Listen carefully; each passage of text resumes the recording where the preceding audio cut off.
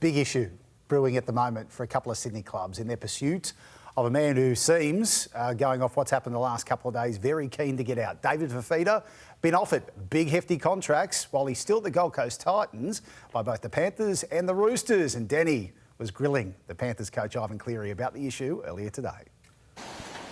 Respectfully, I'm not going to comment on recruitment today.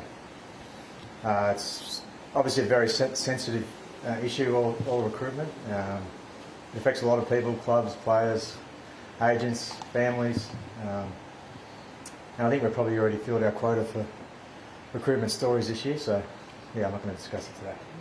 Can you at least tell us what you thought of as a person, or...? Do I have to say that again? Sorry, mate. Honestly, I'm sorry if any of you came out here just for that, but I'm not talking about it today. I love it, Denny, when you get right up in their face and have a chat. There he is in a Panthers jersey, but Denny, the news is the Roosters are circling. Well, we've heard about the Roosters and their massive war chest, $4 million allegedly, although the Roosters are trying to say it's not that much. But yeah, they're interested in David Fifita. I think the offer is going to be for around 4 years, $3.4 million. It's big money, but it's not more than he could get on the Gold Coast, I wouldn't think. It's an interesting move by the Roosters. They were denying it for most of the day when I was trying to get it out of them. But then I heard that there might have been a meeting between Trent Robinson and David Fifita.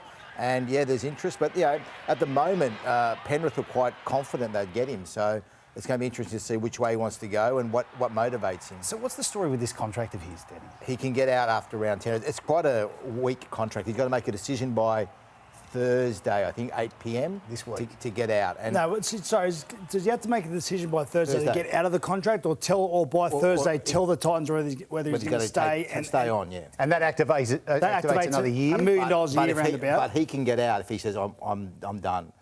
So basically, but he will play unless the Titans say go. Yeah, he'll play at the Titans this season. Yeah. But if he doesn't decide by this Thursday if he's going to stay at the Titans, it's pretty clear he's going to leave the club. Yep. No, I think he has to give him a decision on what he's doing by Thursday.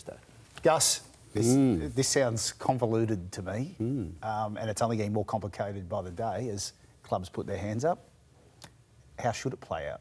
Well, as I said to you last week, we were talking about the Roosters and they had all this money available. There aren't many marquee players on the market, so when something like this becomes available, you're going to get a bit of a feeding frenzy. I do know, speaking to his manager today, that he is confused. He's got a lot of good options on the table. He wants to better himself as a footballer. He wants to win premierships. That probably cancels out a few of the chances along the way. And I think, Danny's probably tagged the two most likely, Panthers or Roosters.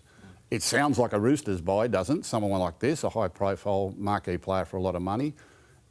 Panthers haven't done this for a long time and haven't had to do this for a long time. Most of their purchases in recent years have been very strategic in and around the players that they've developed and just filling up holes along the way. And they've got some very high-priced players that have been with them for a long time. This will be the first time in a long time that they've jumped out of the crease and bought a marquee player for big money to complement what players they've already got in the club. So they must value him highly.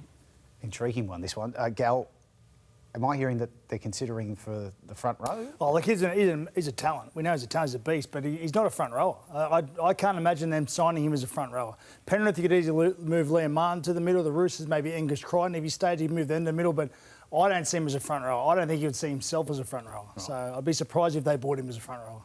What's your money on here, Denny? Tonight, you think Penrith are slightly ahead, but you never rule the Roosters out, do you? That's each way bet, isn't it? Yeah, it is.